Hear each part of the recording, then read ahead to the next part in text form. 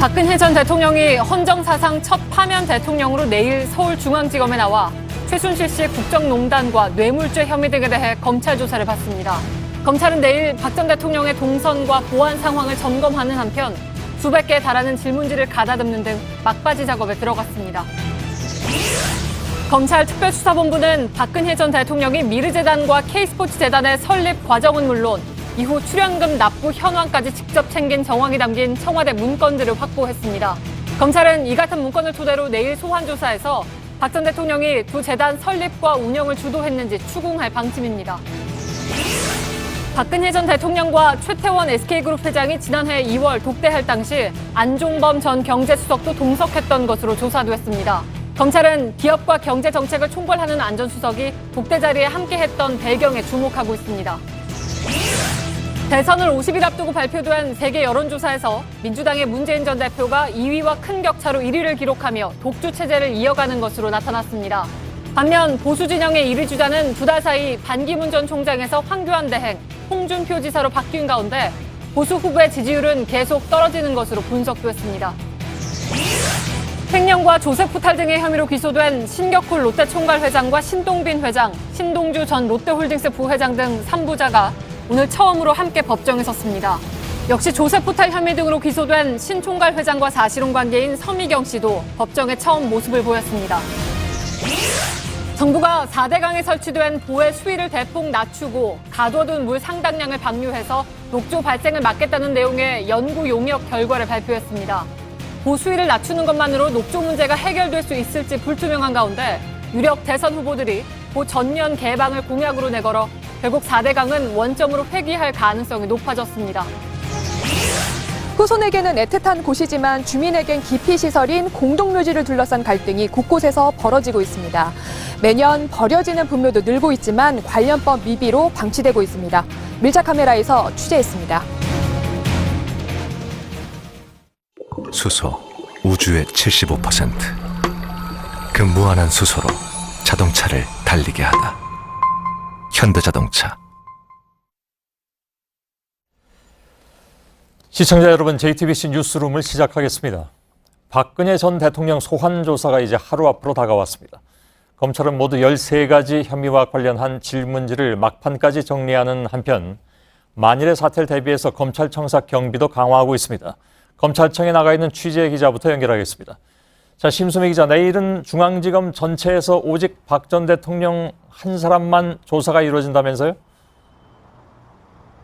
네, 그렇습니다. 이 경호 문제로 외부인의 출입을 엄격하게 통제한다는 취지인데요. 조금 전인 저녁 8시부터는 저희 출입 기자들이라고 하더라도 기존의 출입증으로는 청사 안으로 들어갈 수가 없게 됐고요. 또 1시간쯤 뒤부터인 9시쯤부터는 수사팀을 제외하면 검찰청 직원들도 모두 밖으로 나와야 합니다. 주차돼 있던 개인 차량들도 밖으로 빼야 합니다. 예. 아무튼 내일 피의자한테 처음으로 정문도 열어준다고 듣긴 들었습니다만은 오늘 밤부터 이 보안 문제는 굉장히 신경을 쓰는 모양이군요.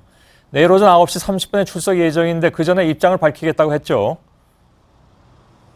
네, 박 전 대통령 측 손범규 변호사는 검찰 출두의 즈음에서 입장을 밝힐 것이다. 준비한 메시지가 있다고 말을 했습니다. 삼성동 자택에서 출발을 하면서 입장을 밝힐지 혹은 이곳 서울중앙지검에 도착해서 말할지는 아직 알려지지 않았습니다. 예, 그건 조금 있다가 삼성동 쪽을 연결해서 다시 한번 확인해 보겠습니다.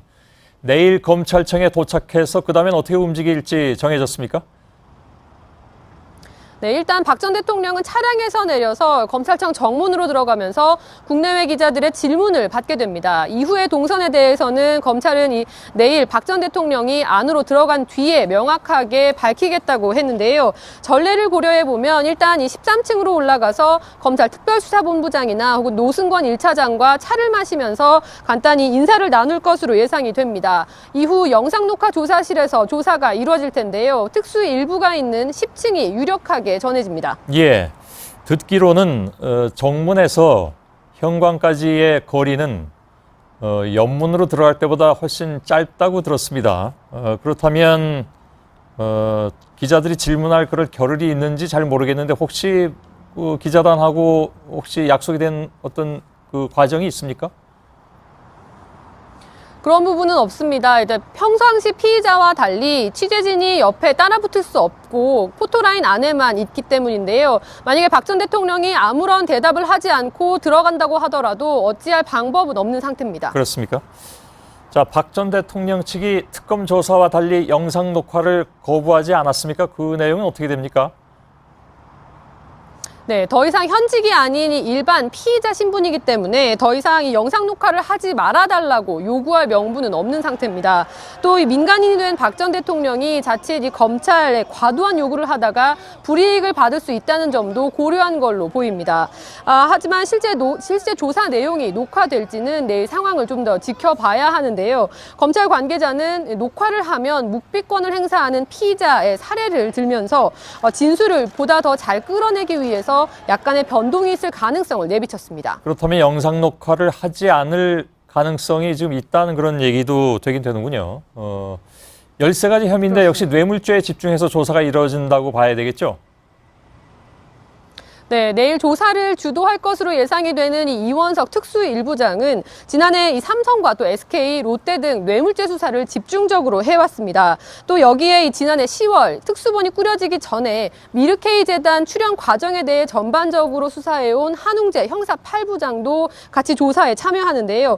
검찰은 박 전 대통령을 상대로 이 재단 출연금에 대한 대가로 부정한 청탁을 들어준 것은 아닌지 집중적으로 확인할 걸로 예상됩니다. 예, 그렇다면 이 2명의 담당 검사가 박 전 대통령을 신문할 질문지들은 어느 정도 갖춰져 있습니까?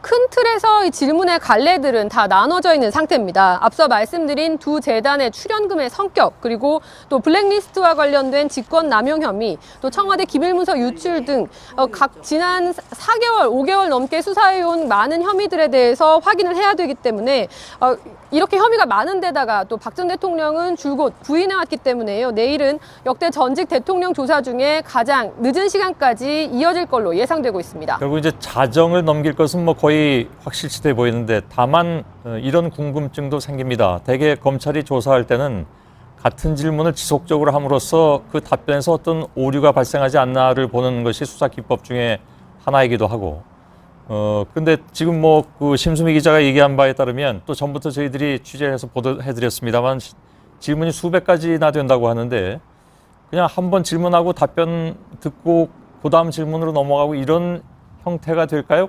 아니면 준비한 질문을 다 하지 못하더라도 필요한 경우에는 보충 질문이 계속 이어지는 방법이 될 것인가? 사실 이건 뭐 검찰이 얘기하기는 어려운 문제이긴 한데 혹시 그런 것에 대해서 기자들의 질문이나 검찰 쪽의 답변이 없었습니까? 일단 지난 특검 대면 조사 준비 과정에서도 마찬가지입니다만 지금 현재까지 확보된 물증이나 또 다양한 진술 부분들이 있습니다. 그러니까 이미 혐의 입증 부분에 있어서는 사실 많은 자신감을 좀 내비치고 있는 상황인데요. 그러니까 박 전 대통령의 여기에 대한 박 전 대통령의 소명, 그러니까 해명, 그러니까 최종 형식적인 부분들에서 완결성을 좀 더 무게를 좀 두고 있는 걸로 보입니다. 예. 2부에서도 연결을 할 텐데 그 부분에 대해서 조금 더 보충 취재가 가능하면 해서 좀 알려주길 바라겠습니다. 심수미 기자였습니다.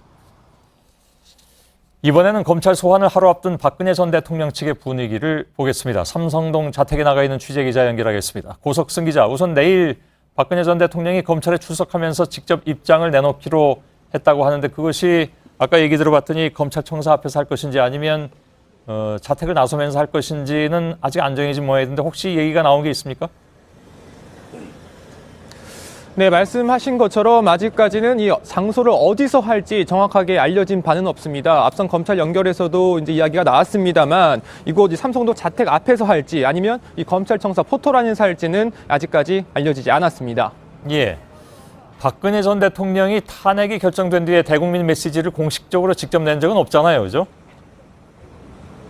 네, 그렇습니다. 지난 2일이었습니다. 민경욱 자유한국당 의원이 이 박근혜 전 대통령이 삼성동 자택으로 돌아오는 길에 냈던 이 메시지를 대독한 바 있는데요. 이 메시지에서 박 전 대통령은 진실은 밝혀질 것이다 이렇게 말을 한 바 있습니다. 하지만 이 직접 국민들에게 승복이나 또는 이 사죄의 메시지를 내놓은 바는 아직 없습니다. 내일 박근혜 전 대통령이 바로 이곳 검찰청 이 청사 앞이나 혹은 이 자택 앞에서 이 관련 메시지를 내놓을 것으로 예상이 됩니다. 예.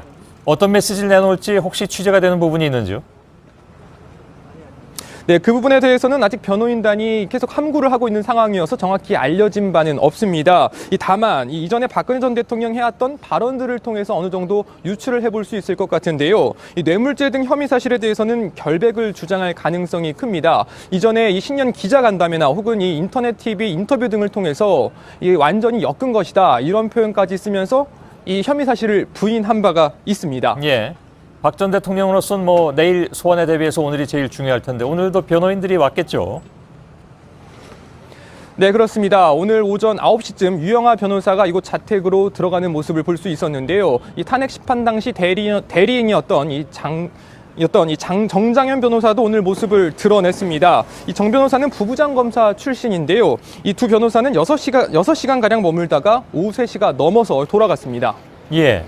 꽤 긴 시간 동안 머물다 갔는데 물론 이제 점검할 것이 많다는 뜻이겠죠? 그렇습니다. 이례적으로 변호사 두 사람이 동시에 이 자택을 찾은 것도 그 때문인 것으로 추정이 되는데요. 이 검찰이 100쪽 이상의 질문을 준비했다고 하는 만큼 이 박 전 대통령 측에서도 당연히 준비할 게 많을 수밖에 없는 상황입니다. 특히 박 전 대통령은 이 검찰의 돌발 질문 가능성을 염두에 두고 이에 대비하는 연습에 집중하고 있는 것으로 전해졌습니다. 예. 지금도 고석성 기자 저 뒤쪽에 담벼락 밑으로 보이는 것 같은데 친박단체들의 집회 오늘 굉장히 좀 다른 때보다 더 좀 격했던 모양입니다. 네, 그렇습니다. 평소보다 조금 더 격한 오늘 집회가 있었는데요. 오늘 집회에 참가한 이 80여 명의 박 전 대통령 지지자들은 이 검찰 출석이 진실을 밝히는 신호탄이 될 것이다 이렇게 말을 하면서 이 박 전 대통령의 무죄를 주장하기도 했습니다. 예. 집 앞 상황은 이따가 다시 좀 저희가 정리해서 전해드리도록 하겠습니다. 내일 소환 조사의 핵심 중에 하나는 박근혜 전 대통령이 미르와 K스포츠 재단의 설립과 운영을 직접 주도했는지의 여부입니다. 검찰은 박 전 대통령이 재단 설립 과정은 물론이고 대기업들의 출연금 납부 현황까지 구체적으로 지시하고 보고받은 청와대 문건들을 확보한 것으로 확인됐습니다. 박 전 대통령이 어떤 식으로도 부인하거나 빠져나갈 수 없는 물증들을 제시한다는 겁니다. 이서준 기자의 단독 보도입니다. 청와대 경제수석실이 2015년 7월 24일 작성한 문화체육 분야 비영리 재단법인 설립 방안입니다. 이 문건엔 미르와 K스포츠 재단의 초기 출연금 300억 원을 10개 그룹에서 30억 원씩 받아내 재원으로 활용한다고 명시되어 있습니다. 삼성, 현대차, SK 등 대상 기업의 이름도 적혀 있습니다. 박근혜 전 대통령은 문건 작성 다음 날부터 그룹 총수들과 독대를 하고 재단 지원을 요구하기 시작했습니다. 검찰은 재단 설립 초기부터 박 전 대통령과 청와대가 구체적으로 관여한 정황으로 보고 있습니다. 또 검찰이 추가로 확보한 경제수석실의 VIP 지시사항 과제별 이행 상황표를 보면 박 전 대통령이 10월 19일 리커창 중국 총리 방한 전에 문화재단을 출범시켜 재단과 중국 정부 간 MOU 체결을 지시했다고 나옵니다. 그리고 8일 뒤인 10월 27일 미르재단이 출범했습니다. 이와 함께 박 전 대통령이 두 재단의 사후 관리까지 챙긴 정황도 있습니다. 기업들이 미르와 K스포츠 재단에 각각 얼마씩 돈을 냈는지도 보고서까지 만들어졌기 때문입니다. 두 재단 중 한 곳에만 출연금을 낸 기업들의 이름까지 보고서에 적혀 있습니다. 검찰은 이 같은 청와대 문건들을 근거로 박 전 대통령이 두 재단의 설립과 운영을 주도한 것으로 보고 내일 집중적으로 캐물을 예정입니다. JTBC 이서준입니다. 박 전 대통령 혐의 입증에 필요한 중요한 인물 중에 하나가 바로 안종범 전 수석입니다. 그런데 최태원 SK회장의 사면 이후에 박 전 대통령과의 첫 독대 자리에 바로 안종범 전 수석도 동석했던 것으로 조사됐습니다. 안 전 수석이 업무 수첩에 박 전 대통령 지시사항을 깨알같이 적어놓았을 뿐만이 아니라 실제 독대 자리에도 참석을 했다는 얘기죠. 안 전 수석은 독대가 끝난 뒤에 최 회장에게 최순실 씨 광고회사 홍보물을 건네기도 했습니다. 김필중 기자입니다. 최태원 SK그룹 회장은 지난해 2월 박근혜 전 대통령과 독대했습니다. 2015년 광복절 특별 사면으로 출소한 이후 처음이었습니다. 그런데 최 회장은 이 자리에 안종범 전 수석도 잠시 들어와 있었다고 검찰 조사에서 진술했습니다. SK그룹의 투자와 일자리 창출 계획을 자세하게 설명하자 박 전 대통령이 안수석도 함께 들어야 한다면서 불러들였다는 겁니다. 또 이 자리가 끝나고 최 회장은 안전수석으로부터 최순실 씨 광고회사 플레이그라운드에 홍보문을 받았다고도 했습니다. 최 회장에게 최순실 씨 회사를 챙기라는 사실상 민원을 한 겁니다. 특히 안전수석은 2015년 7월 최 회장 사면을 청탁받은 자리에서 SK 측에 정부 국정과제를 이행하겠다는 계획 자료를 제출하라고 말한 것으로 파악된 바 있습니다. 이 때문에 검찰은 사면 뒤 처음 이뤄진 박 전 대통령과 독대에서 안전수석이 동석한 배경에도 주목하고 있습니다. 이에 대해 SK 측은 플레이그라운드에 대한 지원은 전혀 없었다고 주장했습니다. JTBC 김필주입니다. 박근혜 전 대통령은 총수 독대가 이전 정권에서도 있었던 업무라고 주장해왔습니다. 최순실 씨를 지원해달라고 요청한 적이 없고 통상적인 경제 문제에 관한 대화가 오갔다는 것이죠. 하지만 작년 2월 신동빈 롯데 회장 대신 이인원 부회장이 청와대로 찾아오자 면담을 취소해서 돌려보내고 신 회장과 다시 독대 자리를 잡은 것으로 조사됐습니다. 통상적인 대화를 위한 자리였다면 신 회장을 굳이 따로 만나야 할 이유가 무엇이었느냐 하는 의문이 나옵니다. 김준 기자입니다. 지난해 2월 박근혜 전 대통령과 대기업 총수들의 개별 면담이 이어졌습니다. 그런데 롯데그룹은 해외 출장 등의 일정이 있던 신동빈 회장 대신 이인원 부회장이 청와대로 찾아갔는데 면담이 취소됐습니다. 박 전 대통령은 신 회장과의 자리를 다시 잡으라고 했고 3월 14일에야 독대가 이뤄졌습니다. 안종범 전 수석의 진술을 통해 확인된 내용입니다. 당시 안 전 수석의 수첩에는 75억이란 문구가 써 있었습니다. 안 전 수석은 검찰에서 박 전 대통령이 K스포츠와 관련해 롯데와 이야기된 게 있으니 챙기라고 지시했다고 수첩의 내용을 설명했습니다. 하지만 신 회장은 검찰과 청문회 등에서 자신은 관여하지 않았다고 주장했습니다. 우리 그룹에 돌아가신 이인원 부회장님 비롯한 해당 부서에서 결정했습니다. 독대가 이뤄진 과정을 살펴보면 박 전 대통령이 신 회장을 따로 만나 반드시 해야 할 말이 있었던 것 아니냐는 분석이 나옵니다. JTBC 김준입니다. 예, 박 전 대통령은 그동안의 뇌물죄 혐의와 관련해서 완전히 엮은 것이고 최순실 씨의 사익 추구는 몰랐다면서 공모관계는 없었다고 주장해왔습니다. 내일 소환조사에서도 같은 주장을 할 가능성이 커 보이는데 그러나 검찰 수사와 재판에서 나온 증언들을 보면 최순실 씨 이권사업 진행과 박 전 대통령의 지시는 지속적으로 맞물려 있었습니다. 이선화 기자의 보도입니다. 최순실 씨가 주도한 K스포츠 재단은 지난해 3월 경기도 하남시 등 5대 거점에서 벌이려던 사업과 관련해 롯데그룹으로부터 70억 원을 받아내려 했습니다. 이에 앞서 박 전 대통령은 지난해 1월 안종범 전 수석에게 문화체육관광부의 스포츠클럽 사업을 K스포츠 재단이 맡아 하도록 연결시켜주라고 지시했습니다. 그런데 이 같은 지시가 있고 나서 약 열흘 뒤 최 씨 측 회의록에는 해당 사업이 서울과 하남 등 5개 지역 거점으로 구체화돼서 등장했습니다. 박 전 대통령 지시와 최 씨의 사업이 맞물려 돌아간 공모의 흔적은 이후에도 되풀이됐습니다. 지난해 3월 14일 박 전 대통령이 신동빈 롯데그룹 회장을 독대한 날 5대 거점과 하남시 장기 임대, 75억 등의 내용이 안전수석 수첩에 기록됐습니다. 비슷한 시기 최 씨는 재단 직원들에게 얘기가 다 돼 있으니 롯데를 찾아가라고 말했다고 조사됐습니다. 이어서 2주 뒤 최 씨의 회의록엔 하남 거점과 관련해 롯데와 협의 중이라고 적혀 있었습니다. 그로부터 약 2달 뒤 롯데는 K스포츠 재단에 70억 원을 송금했다가 검찰 수사 직전에 다시 되돌려받았습니다. JTBC 이선화입니다. 예, 검찰이 내일 집중 추궁할 내용은 박근혜 전 대통령의 뇌물수수 혐의라고 말씀드렸습니다. 그런데 검찰은 특히 묵시적 청탁에 주목하고 있습니다. 자, 이 얘기를 오늘 본격적으로 하는 것은 처음인 것 같은데 미르와 K스포츠 재단에 출연한 기업들이 박 전 대통령에게 구체적인 부탁을 하지 않았어도 청탁으로 볼 수 있다는 얘기죠. 검찰 취재기자와 짧게 좀 짚어보도록 하겠습니다. 이서준 기자가 나와 있습니다. 박 전 대통령과 관련해서 거론되는 뇌물죄, 그러니까 정확하게 말하면 이제 제3자 뇌물죄를 말하는 거죠. 근데 박 전 대통령이 대기업들로부터 돈을 받아내서 최순실 씨가 주도한 재단에 집어넣었다. 이게 이제 뇌물이라는 건데 부정한 청탁이 있어야 되는 거잖아요, 기본적으로. 예, 그렇습니다. 제3자 뇌물죄가 입증이 되려면 부정한 청탁이 있어야 하는데 예. 말씀하신 것처럼 직접적으로 이 금품은 무엇에 대한 대가다 이렇게 말이 있어야 되는 것은 아닙니다. 예. 금품이 전달되고 이 서로 간에 묵시적이고 암묵적으로 청탁이 오갔다고 볼 수 있는 경우에는 혐의가 인정될 수 있는 건데요. 바로 묵시적 청탁이라는 개념입니다. 예. 실제 뇌물이 오갈 때에는 청탁을 드러내놓고 하는 경우가 적기 때문에 법원은 이 같은 묵시적 청탁을 인정하고 있습니다. 예, 물론 이 문제는 저희가 지난번에 다른 사례를 통해서 한번 짚어드린 적이 있습니다. 근데 묵시적으로 청탁이 있었는지 이걸 어떻게 입증을 한다는 얘기입니까?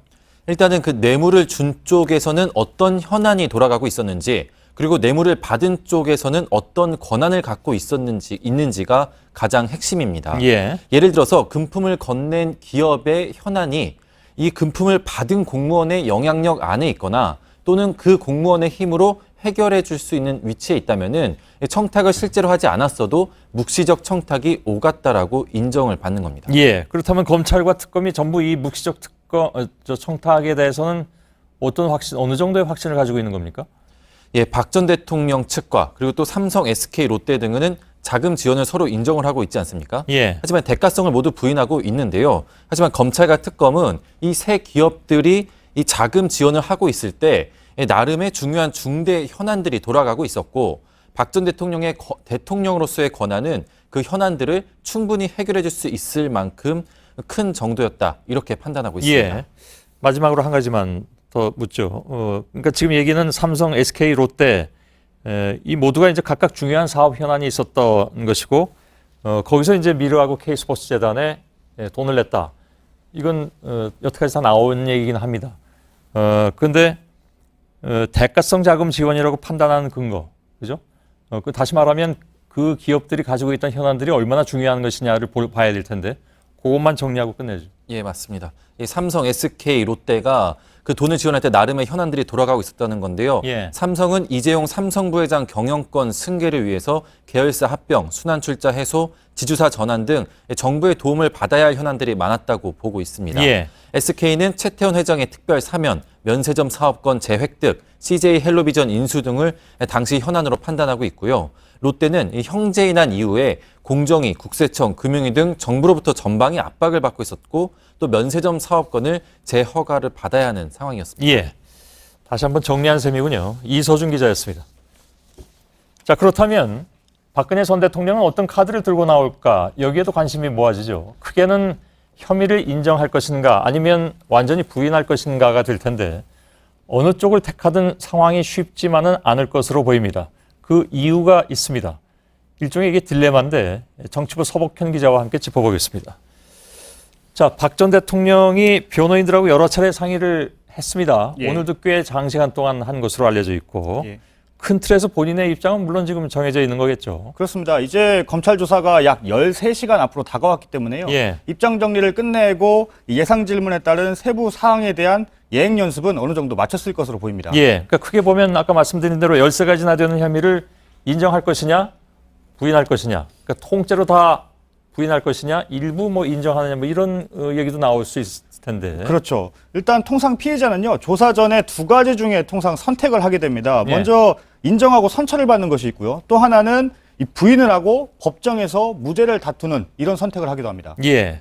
지금까지의 상황을 보면 후자 쪽일 가능성이 있는데. 그렇죠. 부인하고 법정에서 가리는. 그렇죠. 예. 일단 이 청와대에서 삼성동 자택으로 이 거처를 옮길 때 이 대리인이죠. 민경욱 의원을 통해서 밝힌 입장이 있는데요. 다시 한번 들어보시죠. 예. 이 모든 결과에 대해서는 제가 안고 가겠습니다. 시간이 걸리겠지만 진실은 반드시 밝혀진다고 믿고 있습니다.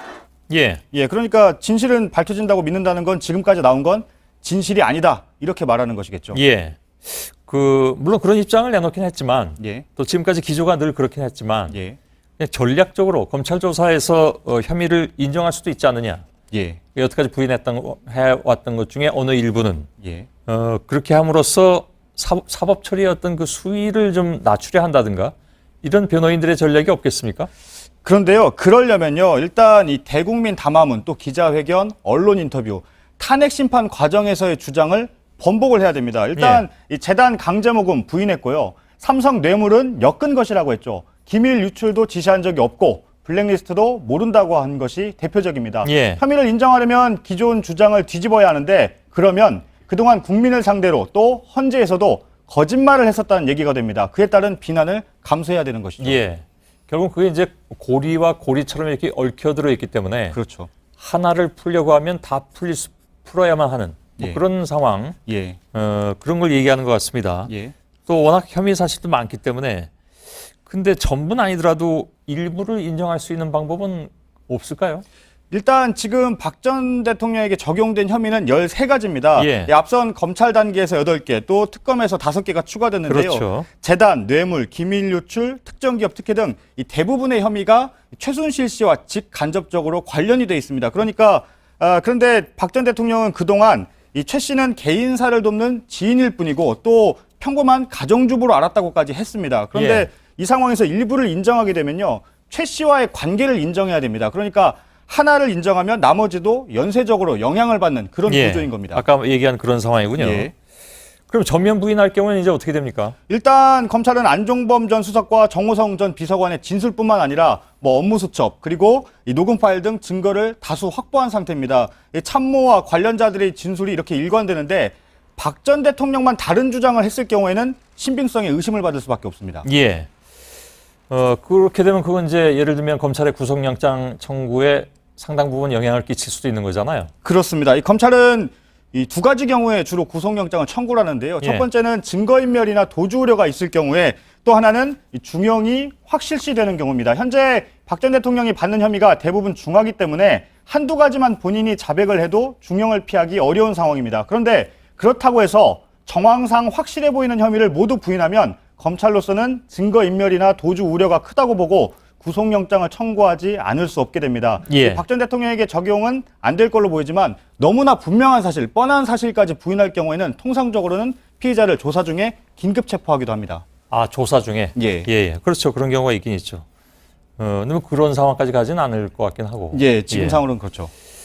향후 재판에서도 근데 이렇게 전면 부인으로 나오면 피고인으로서도 그렇게 유리하진 않다면서요? 그렇죠. 앞으로 이 구속된 참모들을 재판에 넘어가면 법정에서도 대면을 하게 될 텐데요. 이 전면 부인을 하기 위해서는 참모들의 증언을 하나하나 깨야 되는 상황이 됩니다. 그런데 이 과정에서 일부 증언이라도 거짓이 나오면 전체 증언에 대한 신빙성이 또 흔들릴 수가 있습니다. 예. 그렇게 되면 재판에 결국은 불리할 수밖에 없는 것이죠. 예. 결국 이제 어느 쪽을 선택해도 즉 전면 부인을 하든 아니면 일부를 인정하든 결코 쉬운 일이 될 수 없다. 그렇죠. 라는 결론이네요. 그렇습니다. 어느 쪽을 선택하든 박 전 대통령이 감내해야 할 것들이 있습니다. 다만 이 박 전 대통령의 입장을 그대로 빌리면요. 진실은 밝혀질 것입니다. 그리고 박 전 대통령이 어떤 입장을 취하든지요. 그리고 그 과정을 대하는 자세 역시 박 전 대통령이 책임을 져야 되는 상황입니다. 예. 서복현 기자였습니다. 내일 박 전 대통령은 헌정사상 첫 파면 대통령으로서 검찰청에 들어서게 되죠. 이 때문에 조사 방법에 대해서도 이목이 집중되고 있습니다. 일단 아침에 삼성동 자택에서 검찰청사로 온 뒤에 오전 9시 30분에 포토라인에 서게 됩니다. 이후에 영상 녹화가 가능한 조사실에서 이름과 주민번호, 직업을 말한 뒤에 피의자 신분으로 본격적인 신문을 받게 됩니다. 백종훈 기자입니다. 박근혜 전 대통령은 내일 아침 9시쯤 삼성동 자택을 출발할 전망입니다. 차량은 청와대에서 제공하는 경호 차량을 사용할 것으로 보입니다. 차량의 동선으론 지하철 2호선 위에 도로를 따라 곧장 오거나 지하철 9호선 길을 따라 가는 방안 등이 다양하게 거론됩니다. 9시 30분쯤 서울중앙지검에 도착하면 정문 앞 테이프로 표시된 포토라인에 섭니다. 박 전 대통령이 사과의 말을 할지 지지자를 위한 메시지를 던질지도 주목됩니다. 이후 엘리베이터를 타고 올라가 노승건 1차장과 차를 마신 뒤 영상조사실로 이동해 본격적인 조사를 받을 예정입니다. 영상조사실엔 CCTV 등이 갖춰져 있고 내부에선 거울로 보이지만 밖에선 안이 보이는 창도 설치돼 있습니다. 이원석, 한웅재 부장검사가 조사를 맡고 변호인이 동석합니다. 조사는 검사가 박 전 대통령에게 이름과 주민번호, 직업, 주거를 물으며 시작됩니다. 검찰은 200개 이상의 강도 높은 질문과 증거를 제시할 방침이고 혐의가 13개에 달해 10시간 이상 조사가 진행될 가능성이 있습니다. 또 내일 서울중앙지검 청사의 창문은 차단되고 언론사의 촬영용 무인기, 드론 등도 비행이 금지됩니다. JTBC 백종훈입니다. 예, 검찰 소환을 하루 앞둔 오늘 박근혜 전 대통령 삼성동 자택 인근에서는 친박단체 집회가 잇따라 열렸습니다. 지역 주민들과의 마찰은 물론이고 심지어는 나체 시위를 벌인 사람도 있어서 연행되기도 했습니다. 최승기 기자입니다. 태극기를 두른 박근혜 전 대통령 지지자가 깃대를 휘두릅니다. 당신 애들이 먼저 선물 켰잖아. 박지원, 문재인한테 갖다 줘. 그 사람들이 이렇게 만들었어. 삼성동 자택 앞에서 일주일 넘게 이어지는 친박단체 집회에 대해 인근 초등학교 학부모들이 학생 안전보장을 요구하는 캠페인을 벌이자 이에 항의하는 겁니다. 자택에서 200여 미터 떨어진 삼성동 주민센터 앞도 마찬가지입니다. 날조 다 내기고 내일 검찰에 출두하는 것조차도 하지 않았으면 좋겠다는 것이 저희들의 생각입니다. 관제데모 동원 의혹을 받아온 어버이연합 회원들도 나타났습니다. 공사나 독재로 가고 있습니다, 여러분. 조작을 해서 만들어서 탄핵을 시키고 자기 마음대로 정권 잡으려고 하는 1인 시위도 이어졌고 알몸 소동을 벌인 남성이 경찰에 연행되기도 했습니다. 친박단체들은 박 전 대통령이 소환되는 내일은 삼성동 자택 대신 서초동 중앙지검 앞에서 탄핵 무효 집회를 이어갈 예정입니다. 촛불 집회 측도 같은 장소에서 집회가 예정돼 있어 충돌 가능성도 배제할 수 없습니다. JTBC 최승기입니다. 예, 박 전 대통령의 이른바 비선 의료진들이 국회에서의 위증을 인정하면서 자신들의 불법 시술을 자백했습니다. 김영재 원장과 김상만 전 원장이 인정한 불법 진료와 시술 내용은 청와대에서 이런 일이 있을 수 있다는 것에 씁쓸함마저 느끼게 합니다. 이들은 오늘 열린 재판에서 자신들의 혐의를 인정하면서 자백하는 입장이니까 정상을 참작해달라고 호소했습니다. 김지아 기자입니다. 지난해 국정조사 청문회에서 김영재 원장은 박근혜 전 대통령에 대한 미용 시술을 부인했습니다. 대통령 안면 시술 하신 적 있습니까? 없습니다. 하지만 오늘 재판에 나온 김 원장 측은 당시 청문회 증언이 위증이었다고 밝혔습니다. 또 박 전 대통령을 상대로 보톡스 등 미용 시술을 하고도 진료기록부에 기재하지 않았고 부인 박채윤 씨와 공모해 안종범 전 수석 부부에게 무료 미용 시술과 금품을 제공한 혐의도 모두 인정했습니다. 김 원장의 변호인은 공소 사실을 모두 인정하고 자백하는 입장이라며 정상을 참작해달라고 호소했습니다. 또 증거 기록 중에 공소 사실과 관련 없는 자료를 빼달라고 요청했지만 특검은 대통령의 진료 체계가 어떻게, 왜 문제가 있었는지 총체적으로 파악할 필요가 있다고 반박했습니다.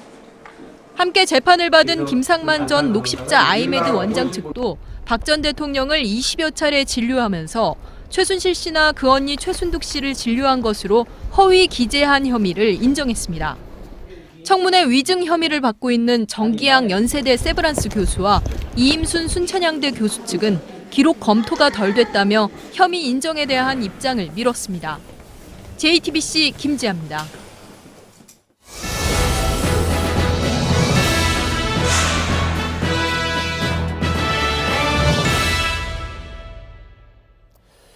예, 대선은 오늘로 꼭 50일이 남았습니다. 박근혜 전 대통령 파면 이후에 대선 국민에 접어든 게 벌써 열흘이 됐다는 얘기도 하죠. 오늘 나온 여론조사 결과를 보면 3개의 기관의 조사에서 문재인 민주당 전 대표가 모두 1위를 기록했습니다. 이처럼 문 전 대표의 독주 속에 2위는 안희정 충남지사, 3위권에는 안철수 전 대표와 이재명 시장, 그리고 그보다 밑에 홍준표 경남도지사가 있습니다. 몇 개월째 거의 같은 구도를 보이고 있죠. 관심은 문재인 전 대표의 이른바 대세론입니다. 정치부 안지현 기자와 이른바 문재인 대세론을 자세히 좀 분석을 해보겠습니다. 자, 안지현 기자, 오늘 나온 여론조사 결과부터 좀 보여주시죠. 네, 말씀하셨다시피 오늘 3개의 여론조사가 발표됐는데요. 예. 모두 1위는 문 전 대표, 2위는 안희정 충남지사였습니다. 이 세부적으로 살펴보면 MBN 리얼미터 여론조사에서 1, 2위 후보 간 가장 큰 격차를 보였는데요. 문 전 대표가 36.6%로 2위 안희정 지사보다 21%포인트 높게 나왔습니다. 2배를 훨씬 넘네요. 네, 맞습니다. 예. 또 격차가 가장 적었던 거는 한겨레 조사였는데요. 문 전 대표가 27.7%, 2위 안 지사가 16.4%로 11.3%포인트 차이를 보였습니다. 예. 대선이 지금 50일 남은 상황에서 2위 주자하고 10 내지 20%포인트 이상까지 차이가 나다 보니까 문재인 대세론이라는 말이 이제 나오는 거겠죠. 최근 추이를 좀 봐야 될 필요가 있죠. 네, 실제로 매주 여론조사 결과를 발표하고 있는 리얼미터의 조사를 보면 알 수 있는데요. 예. 이 지난주 문 전 대표의 지지율이 36.6%를 기록하면서 2주 만에 다시 최고치를 기록한 것으로 나타났습니다. 예. 문재인 전 대표는 12월부터 지금 줄곧 1위입니다. 네, 맞습니다. 예, 12월 달에는 반기문 전 유엔 사무총장이 있으면서 함께 선두권을 유지하다가 이후 반 전 총장이 빠지면서 지금은 혼자 1위 독주 체제를 이어가고 있는 겁니다. 예, 이렇게 독주가 이어지는 게 이제 흔한 일은 아닌데 10년 전 대선하고 좀 비교가 되죠? 네, 당시는 이명박 한나라당 후보가 압도적인 1위를 하면서 17대 대선과 여러 면에서 비슷한 면을 보이고 있는데요. 이 17대 대선을 50일 앞둔 10월 30일 여론조사 결과를 보면 이 당시 한국갤럽 여론조사 결과입니다. 이명박 당시 한나라당 후보가 53.7%로 1위였고 2위 후보인 대통합민주신당의 정동영 후보는 17.1%에 그친 것으로 나타나고 있습니다. 예, 당시에도 이제 같은 당 1, 2위 후보가 전체 1, 2위로 나왔었던 적이 있습니다. 그러니까 지금 이거는 본선 대결에 대한 여론조사고 네, 맞습니다. 그 전에 그러니까 그 당시 여당에서 네. 1, 2위가 거의 굉장히 박빙이기도 했습니다. 그때는. 네, 당시에는 한나라당 그 경선에서 이명박, 박근혜 후보가 이 경합을 벌였었는데요. 예. 이 경선 전인 7월 말 두 주자 간 지지율을 살펴보면 이명박 주자는 37.2%였고 박근혜 주자는 27.6%로 박빙까지는 아니었군요. 네, 예. 조금은 차이가 있었지만 이 지지율을 유지하면서 경선에서 두 후보가 확정된 후에 이명박 후보로 확정된 후에 대통령으로 당선된 바 있습니다. 예. 그런데 이제 일부에서는 문 전 대표가 독주를 하는 것은 맞지만 좀 박스권이 아니냐 이런 흔히 얘기하는 그러니까 40%를 못 넘기고 30%에서 30%대 후반을 왔다 갔다 하는 것이 아니냐 이런 지적도 나오긴 합니다. 네, 일각에서 그런 지적이 나오는 이유는 지금 문 전 대표가 1위를 달리고는 있지만 전체 지지율이 늘 30%대, 일부는 20%대로 나타나면서 이른바 더 이상 확장성이 없는 박스권이라는 얘기가 나오고 있는 건데요. 예. 이 대선에서 이기기 위해서는 30%대로는 불가능한데 그 이상으로 안 나온다는 그 현상을 말하고 있는 겁니다. 예. 근데 그거는 글쎄요. 아직 워낙에 이제 후보들이 많고 같은 당에서 또 유력 후보들이 많잖아요. 네. 그래서 더 이상 나온다는 것도 그건 힘든 일일 텐데요. 네, 맞습니다. 오늘 중앙일보 여론조사 결과를 보면 그 수치를 알 수 있는데요. 실제로 민주당 주자가 여러 명입니다. 그러니까 문재인, 안희정, 이재명 주자의 지지율 총합이 63.8%입니다. 예. 이 절반이 넘는 수치인데요. 이 민주당 주자 간 경합이 전체 판도에서 워낙 중요한 상황이고 2007년도에도 그랬던 것처럼 이 경선을 거쳐서 후보가 정해지면 해당 후보로 지지율이 많이 옮겨갈 것이기 때문에 지금 나오는 지지율로 박스권 주장은 맞지 않다는 얘기도 나오고 예. 있습니다. 물론 산술적으로 지금 민주당의 세 주자들을 합칠 수는 없습니다. 보면 또 다른 후보로 또 옮겨가는 경우도 있으니까요. 그런데 전체적인 추세는 상당 부분 옮겨가지 않겠느냐 하는 희망을 문재인 주자 쪽에서는 가지고 있겠죠. 네, 맞습니다. 물론 그건 경선에 이겼을 경우고. 그렇다면 경선 이후를 전제한 사자 구도는 어떻게 나옵니까? 사자 구도에서는 다 40% 이상 박스권을 웃도는 지지율이 나오고 있는데요. 예. 이 중앙일보 조사를 보면 문 전 대표가 문재인, 안철수, 홍준표, 유승민 이 가상 사자 구도에서 문재인 후보가 49%를 얻는 것으로 나왔습니다. 이 지금 나오는 박스권은 훨씬 넘어서는 수치가 나온 건데요. 예. 또 안희정 그 지사가 후보로 당선되는 경우에도 47.7%로 1위를 기록하는 것으로 나타났습니다. 예. 아주 큰 차이는 안 나는군요. 두 사람 사이에. 대선 50일 전에 이런 지지율이 나오는 상황이면 어느 정도 의미를 부여할 수가 있을까요? 이전 대선 같은 경우에는 지금 50일 전이 막판이라고 볼 수 있습니다. 하지만 지금은 대통령 파면으로 인한 갑작스러운 대선이어서 이제 시작 단계라고 볼 수 있는데요. 예. 때문에 앞으로 후보 검증 과정이나 이 선거 운동 과정에서 변수는 얼마든지 나타날 수 있습니다. 예. 자, 여기까지 하겠습니다. 안지현 기자였습니다. 문재인 대세론의 변수 중에 하나로 지목되는 것이 바로 보수층의 결집이라고들 얘기하죠. 그러나 시간이 갈수록 가능성은 더 줄어들고 있는 것으로 나타나고 있습니다. 자유한국당이나 바른정당의 대표적인 대선 주자 지지율이 점점 줄어들고 있기 때문입니다. 윤영탁 기자입니다. 보수층 표심이 가장 선호했던 대선 주자는 매달 바뀌어왔습니다. 1월에는 반기문 전 유엔 사무총장. 하지만 반 전 총장이 출마를 포기한 뒤에 황교안 대통령 권한대행이 그 자리를 물려받았고 황 대행이 불출마를 선언한 뒤에는 홍준표 경남지사가 그 자리를 받았습니다. 문제는 지지율입니다. 새 인물이 자리는 채웠지만 지지율은 계속 떨어졌습니다. 1월 둘째 주 반 전 총장의 지지율은 20.3%였지만 한 달 뒤 황 권한대행의 지지율은 5%포인트 낮았고 최근 조사에서 홍 지사는 9.8%를 기록했습니다. 보수층 전체 지지자들의 이탈도 뚜렷합니다. 올해 초 이른바 보수층이 지지하는 대선 주자들의 지지율 합계는 28%를 넘었지만 주요 대선 주자들이 불출마를 선언할 때마다 전체 지지율은 큰 폭으로 떨어졌습니다. 출마를 포기한 대선 주자에 대한 표심이 같은 당 다른 후보로 옮겨가지 못하고 오히려 민주당이나 국민의당으로 가거나 또는 부동층으로 남는 겁니다. 정치권에선 박근혜 전 대통령 탄핵 전후로 보수층이 이렇다 할 의제를 제시하지 못하면서 기존 보수 표심도 제대로 끌어안지 못하고 있다고 분석하고 있습니다. JTBC 윤영탁입니다.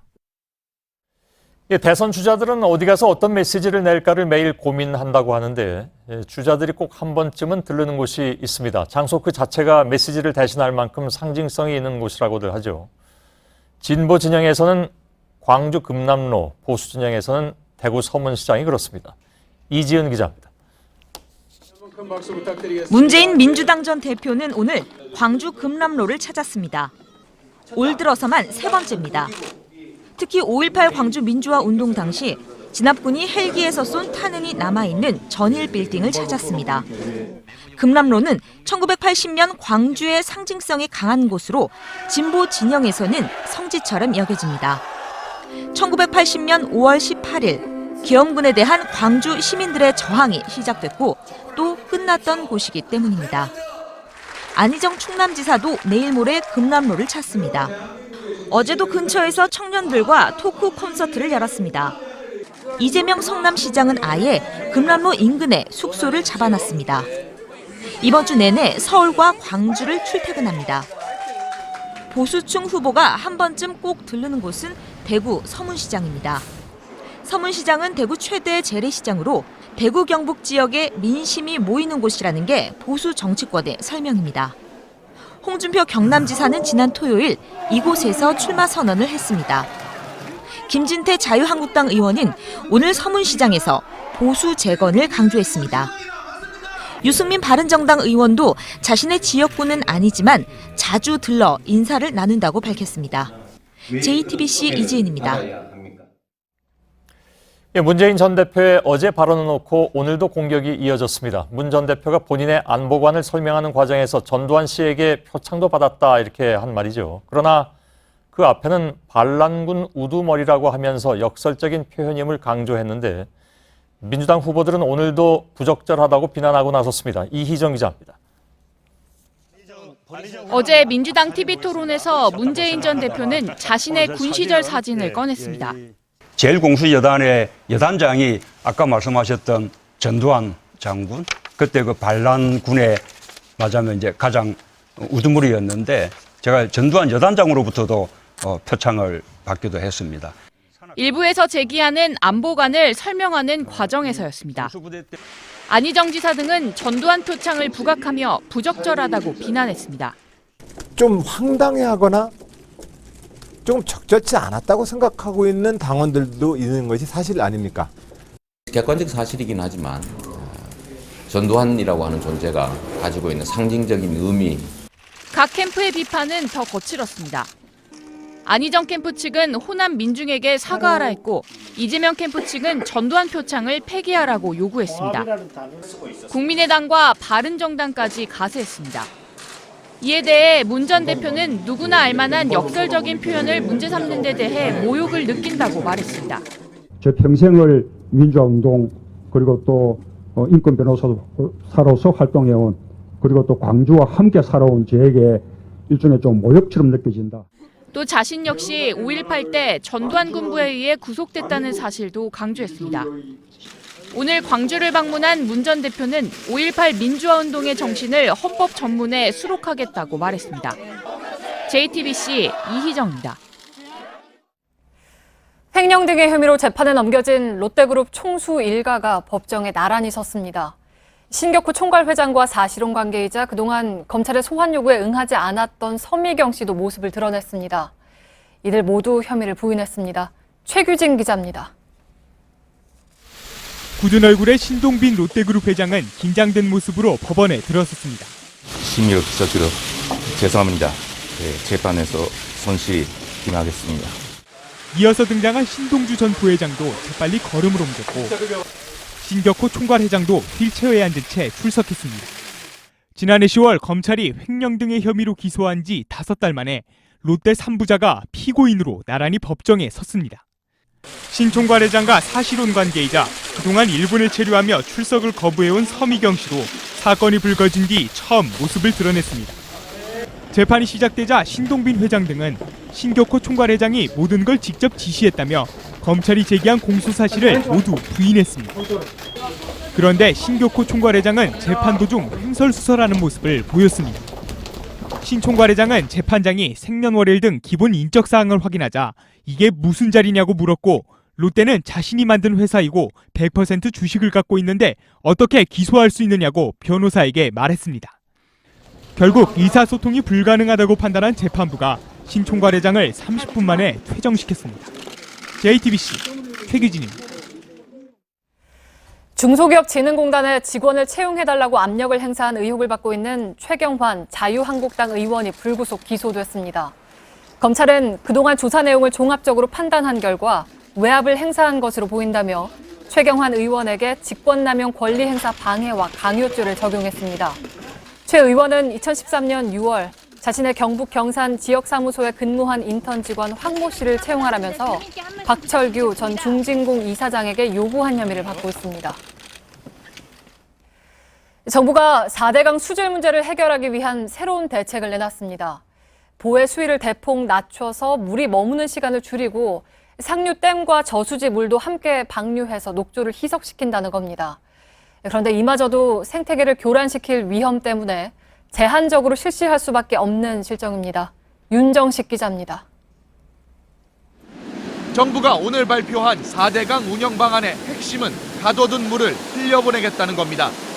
현재 4대강에 설치된 16개의 보는 관리 수위, 즉 보해 높이까지 물을 확보해 놓고 있는데 이를 지하수에 영향을 주지 않을 정도, 즉 지하수 제약 수위까지 떨어뜨려 그만큼의 물을 방류한다는 겁니다.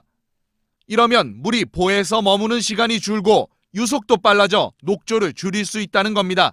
지하수 제약 수위까지 낮춰서 운영한다는 것은 4대강 사업 전의 상태로 되돌아간다는 것을 의미합니다.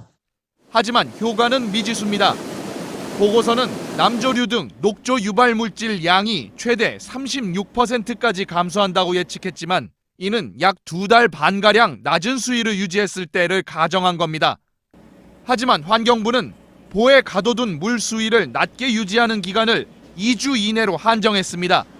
장기간 수위가 낮아지면 물고기가 다니는 길이 없어져 수생태계 교란이 우려되기 때문입니다. 정부는 새 물고기 길을 만들려면 약 400억 원의 추가 비용이 든다며 사회적 합의를 통해 건설 여부를 결정한다는 입장입니다.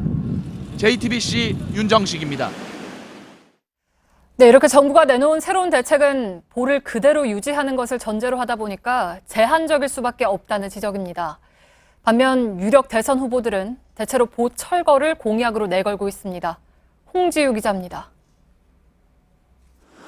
녹조 문제를 해결하기 위해 지난해 몇 차례 보해 수문을 여는 펄수 방류를 해봤지만 소용이 없었습니다.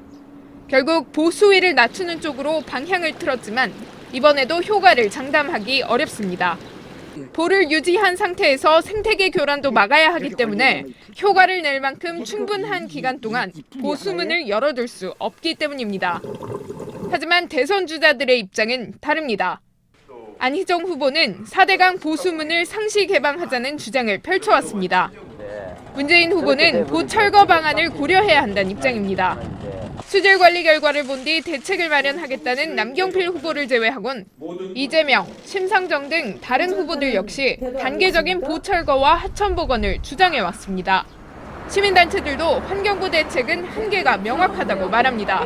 돌을 철거하는 것이 가장 바람직하고 궁극적인 방법이다라는 것을 다 알고 있죠. 그런데도 불구하고 환경부가 이것을 빼고 연구를 했다라는 것은 의지라든지 어떤 독립성을 갖고 있지 못하는 대선 주자들이 근본적인 대책을 요구하고 나서며 환경부의 입장에 어떤 변화가 있을지 주목됩니다. JTBC 홍지유입니다. 브라질의 대형 육가공 업체들이 썩은 닭고기, 쇠고기를 팔다가 적발됐습니다. 문제는 지난해 우리나라 닭고기 수입량 가운데 40%가량을 들여온 대형 업체도 적발됐다는 겁니다. 정부는 검사를 철저히 해서 별 문제가 없다고 했지만 정말 믿고 먹어도 될지요? 조민중 기자입니다. 브라질 경찰이 한 닭고기 회사를 급습합니다. 곧 겉옷을 둘러쓴 직원들이 경찰에 하나둘 끌려 나옵니다. 현지 시간 17일 브라질 경찰이 유통기한이 지난 고기를 판 육가공업체 21곳을 적발해 38명을 체포했습니다. 이들은 썩은 고기 냄새를 없애기 위해 사용 금지된 화학물질과 발암물질 첨가물까지 썼습니다. 적발된 업체 중에는 대형 닭고기 수출 회사인 BRF도 포함됐습니다. 경찰은 이 회사 제품 중 일부가 해외로 수출된 것으로 파악했습니다. 국내에도 비상이 걸렸습니다. 지난해 국내에 수입된 닭고기 10만 7천여 톤 중 브라질산이 80%로 이 중 절반이 BRF 제품이기 때문입니다. 전체 수입량 중 40%나 되는 양으로 주로 가공업체들에 판매된 것으로 알려졌습니다. 정부는 의약품과 세균 잔류 검사 등을 하고 있어 썩은 닭의 유입 가능성이 높지 않다고 밝혔습니다. 하지만 아직 이 회사 5개의 가공 공장 중 어느 곳에서 불량 제품이 적발됐는지 파악도 못하고 있습니다. 식약처는 국내 유통 중인 BRF 제품의 판매를 중단시키고 브라질산 닭고기 검사 비율을 1%에서 15%로 올렸습니다. JTBC 조민중입니다. 트럼프 정부가 연일 북한에 대한 선제 타격 옵션까지 거론하며 대북 압박을 이어가고 있습니다. 그런데 정작 이 옵션의 직접적 이해 당사자인 한국과는 사전에 적절한 논의가 이뤄지고 있는 것인가를 두고 의문이 제기됩니다. 강신우 기자입니다. 중국 방문 직전 한국에서 중국의 사드 보복을 강도 높게 비판한 틸러슨 미 국무장관. Its economic retaliation against South Korea is inappropriate and troubling. 정작 미중 공동 기자회견에선 사드 관련 발언은 하지 않았습니다. 한국에서만 립 서비스를 했다는 비판이 나올 수밖에 없는 대목입니다. 미국 언론 인터뷰에서 일본을 가장 중요한 동맹국이라고 한 반면 한국은 중요한 파트너로만 언급하기도 했습니다. 한미동맹은 아태 지역의 린치핀, 즉 핵심 축이라는 오바마 정부 때의 인식에서 후퇴한 게 아니냐는 분석이 뒤따랐습니다. 틸러스 장관은 실제 이번 한중일 순방 중 한국에서만 만찬을 하지 않아 외교 결례 논란까지 빚었습니다. 이런 가운데 북한의 신형 로켓 엔진 시험 발사가 공개되자 미 공화당 소속 하원 정보위원장은 선제 타격 태세를 주문했습니다. 트럼프 대통령 역시 김정은이 매우 못되게 굴고 있다며 군사적 대응 의지를 다시 한번 드러냈습니다. 하지만 뉴욕타임스는 북한 미사일 발사대 공격과 핵 관련 시설 파괴 등 모든 군사적 옵션은 위험하다며 회의론을 제기했습니다. JTBC 강신호입니다. 경제가 어렵다고는 하지만 세수가 많이 거치는 정부는 물론 기업들 경영 역시 생각보다 상황이 썩 나쁘지만은 않습니다. 문제는 정부, 기업과 더불어 3대 경제 주체로 꼽히는 가계입니다. 이자조차 갚기 힘든 한계 가구는 급증하고 허리띠를 더 바짝 졸라매봐도 살림살이는 갈수록 팍팍해지고 있습니다. 이주찬 기자가 이유를 알아봤습니다. 지난해 2인 이상 가구의 월평균 소득은 439만 9천 원으로 전년보다 0.6% 느는 데 그쳤습니다. 관련 통계가 작성된 2003년 이후 가장 낮은 증가율이고 물가 인상을 감안한 실질 소득은 금융위기 이후 처음으로 줄었습니다. 허리띠를 졸라매면서 소비 지출 역시 관련 통계가 나온 2003년 이후 처음으로 줄었습니다. 그럼에도 가계빚은 1,344조 원으로 폭증했고 여기에 개인사업자 대출 460조 원이 더해지면 빚은 1,800조 원으로 예상됩니다. 미국발 금리 인상이 본격화되면 빚을 갚기 어려워지는 한계 가구의 증가와 자영업자의 붕괴로 이어질 수 있습니다. 이에 비해 정부와 기업은 상황이 나은 편입니다. 지난해 정부가 걷어들인 세금은 예산안을 짰을 때보다 19조 7천억 원을 더 거쳤습니다. 기업 역시 상장사의 작년 순이익은 사상 최대치로 추정되고 대기업의 사내유보금은 700조 원에 달하는 것으로 알려졌습니다. 이처럼 소비의 주체인 가계 상황이 계속 나빠질 경우 소비가 투자와 고용으로 이어지는 경제의 선순환을 기대하기는 힘듭니다. JTBC 이주찬입니다.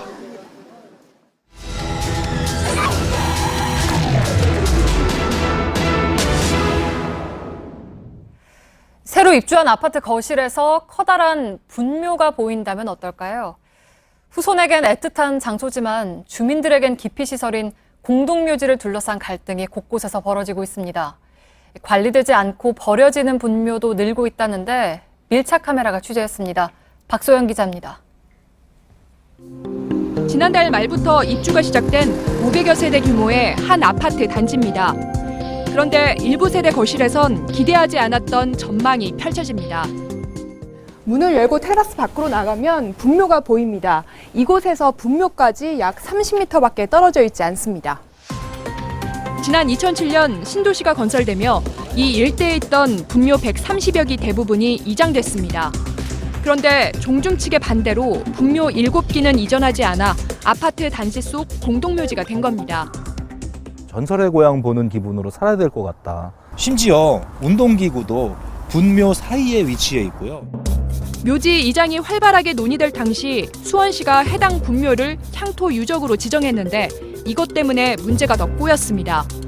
현재 경기도시공사가 종중 측에 지급한 분묘 이전 보상금은 법원에 공탁한 상태입니다.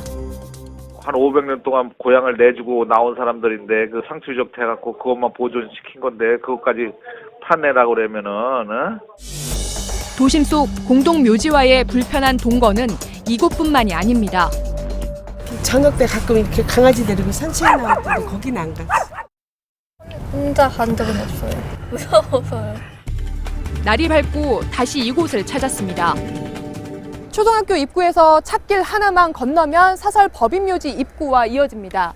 1만여 기 묘가 있는 곳인데 바로 앞 학교에서 훤히 내려다 보입니다.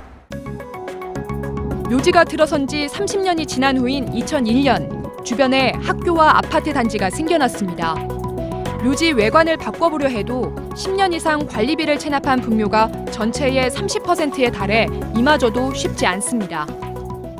주소랑 뭐 그런 게 옛날 주소로 다 돼 있고 찾으고 해도 거기서도 한 10% 5%도 못 찾습니다.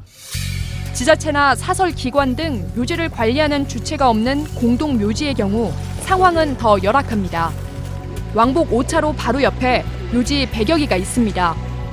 일부는 후손이 관리하고 있지만 주인을 알 수 없는 버려진 묘가 대부분입니다.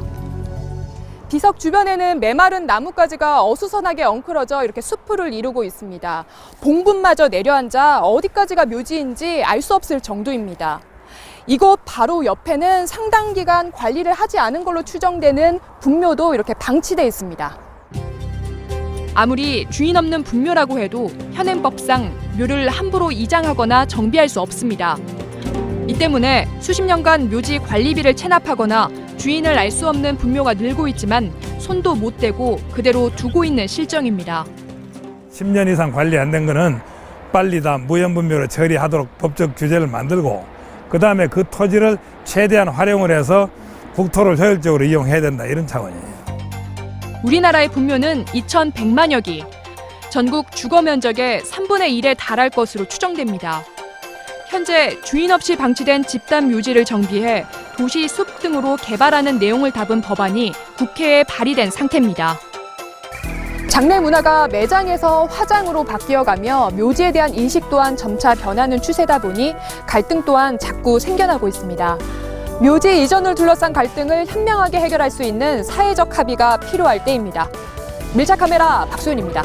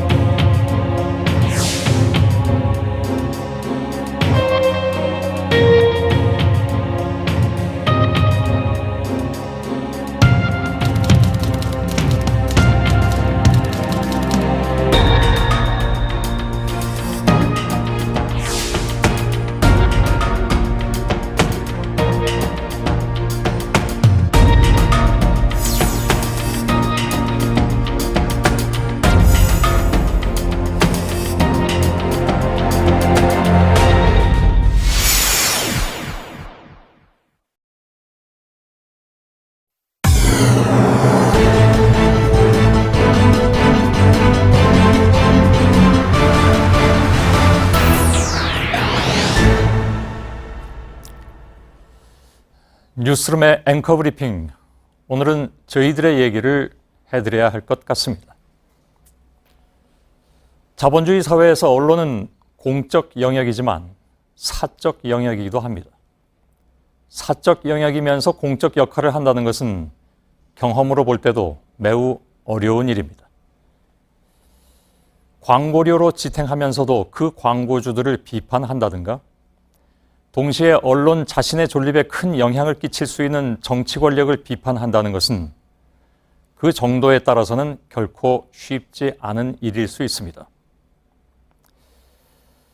더구나 이제 생겨난 지 얼마 되지도 않은 언론사로서는 비판과 생존의 함수 관계가 무척 단순해서 더욱 위험해 보이기도 하죠.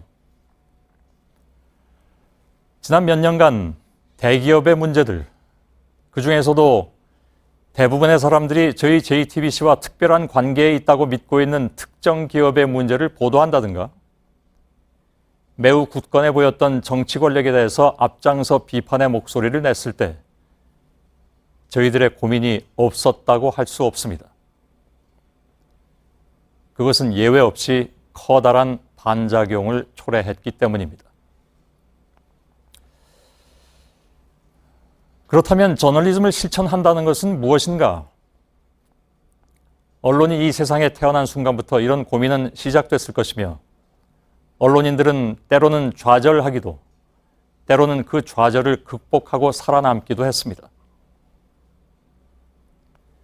적어도 저희들이 생각하기에 언론의 위치는 국가와 시민사회의 중간에 있으며, 그 매개체로서의 역할은 국가를 향해서는 합리적인 시민사회를 대변하고 시민사회에는 진실을 전하는 것이라고 믿습니다.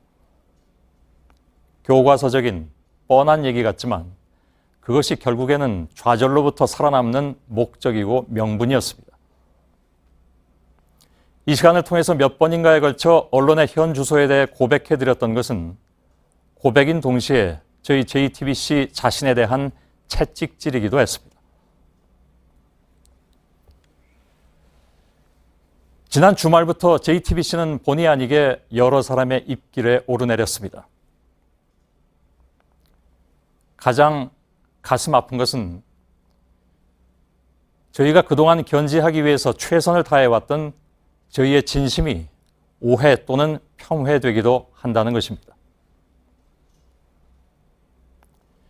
저희가 말씀드릴 수 있는 것은 명확합니다. 저희는 특정인이나 특정 집단을 위해서 존재하지 않습니다. 시대가 바뀌어도 모두가 동의하는 교과서 그대로의 저널리즘은 옳은 것이며, 그런 저널리즘은 특정인이나 특정 집단을 위해서 존재하거나 복무하지 않는다는 것입니다. 저나 기자들이나 또 다른 JTBC의 구성원 누구든 저희들 나름의 자긍심이 있다면 그 어떤 반작용도 감수하면서 저희가 추구하는 저널리즘을 지키려 애써왔다는 것입니다. 그리고 저는 비록 능력은 충분치 않을지라도 그 실천의 최종 책임자 중에 하나이며, 책임을 질 수 없게 된다면 저로서는 책임자로서의 존재 이유를 찾기 어려울 것입니다. 오늘의 앵커 브리핑이었습니다.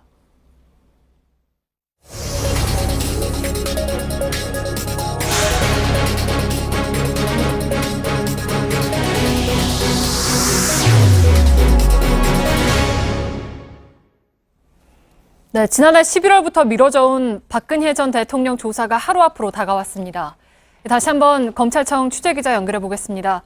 심수미 기자, 일부 연결 때 마지막 질문에 대한 이야기를 계속해보죠.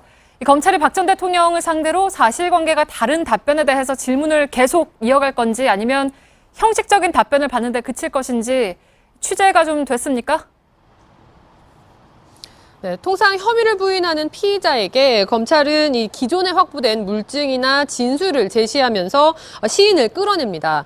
검찰이 내일 현실적으로 이렇게 공들여서 자백을 끌어내기란 쉽지 않아 보이는데요. 전직 대통령 예우를 떠나서 일단 검찰에게 주어진 시간이 많지 않기 때문입니다.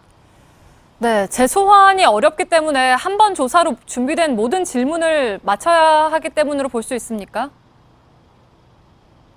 네, 일단 밤 11시 이후로 계속되는 이 심야 조사는 아무리 피의자라고 하더라도 당사자의 동의가 있어야만 합니다. 때문에 검찰에게 주어진 시간은 내일 만약에 짧다면 10시간 남짓이 되는 건데요. 이 안에 수백 가지 질문을 마쳐야 하는 상황입니다. 또 장기적으로 봐서도요, 검찰은 대선의 영향을 최소화하기 위해서라도 다음 달 중순쯤에는 수사를 마무리한다는 방침입니다. 이 박 대통령의 자백보다는 수사의 완결성에 좀 더 큰 의미를 둘 가능성이 높습니다. 물론 변수는 있는데요. 만일 조사 과정에서 이 영장 청구 방침이 결정된다면 신병이 확보될 수도 있는 만큼 내일도 보다 여유 있게 조사가 가능해집니다.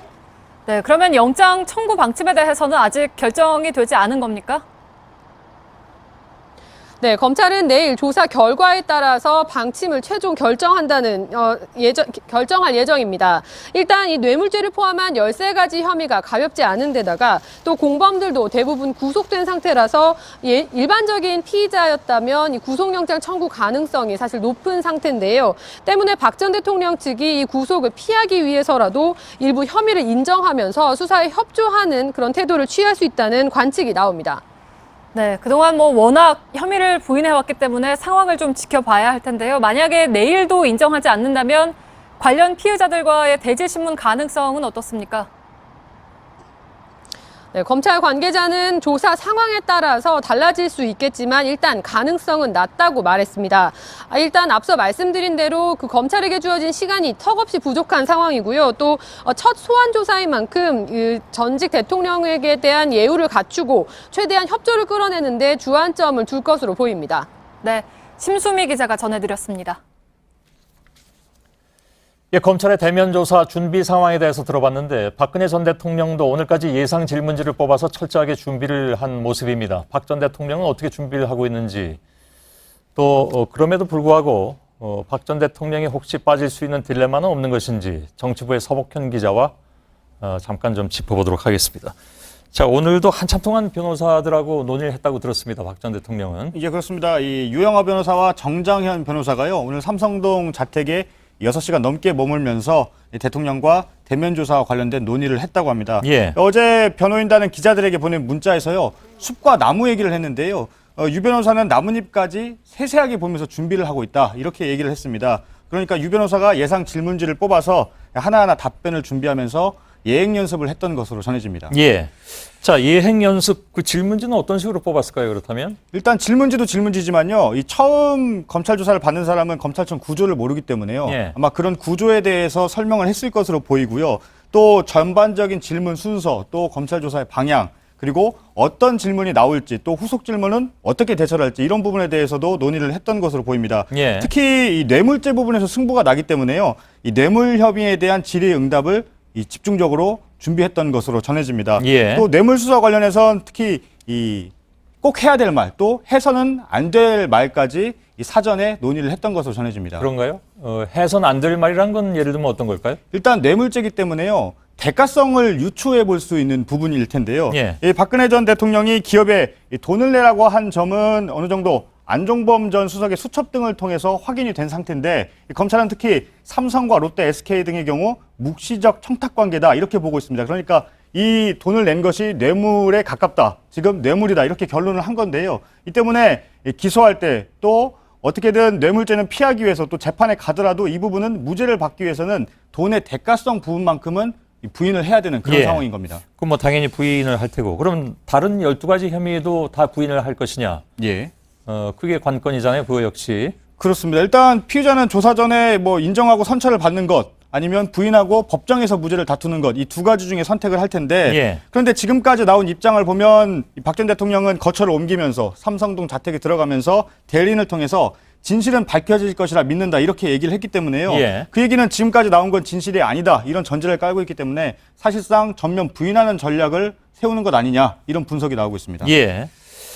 자, 제가 아까 일부에서도 잠깐 이 얘기는 했었는데, 입장을 그렇게 견제하긴 한다 하더라도 검찰 예. 조사에서 일부를 인정할 가능성. 예. 그죠? 예. 그러니까 좀 전략적으로 사법 처리의 수위, 이건 뭐 분명히 사법 처리로 간다라는 판단이 서면 그 수위를 좀 줄이기 위해서 일부러 인정한다라든가 뭐 그런 건 안 될까요? 일단 인정을 한다는 부분에 있어서는요. 그러려면 박 전 대통령의 결단이 좀 필요한 부분이 있습니다. 일단 앞서 세 차례의 대국민 담화문, 또 기자회견, 언론 인터뷰, 특히 탄핵 심판 과정에서도 전면 부인하는 전략을 써왔습니다. 그러니까 이 재단 강제 모금, 삼성 뇌물, 기밀 유출, 블랙리스트 혐의 모두 부인했는데 혐의를 인정하려면 기존의 주장을 모두 뒤집어야 되는 상황입니다. 그렇게 되면 그동안 줄곧 거짓말을 해왔다는 것을 스스로 인정을 해야 되는 겁니다. 그래서 이제 저희들이 딜레마라는 그런 표현을 썼는데 전부가 아니라 일부만 인정한다 하더라도 그 일부에서 일파만파 나가기 때문에 그렇죠. 굉장히 어려울 것이다 이런 얘기가 되잖아요. 그렇습니다. 그러니까 지금 박 전 대통령의 혐의가 13가지인데요.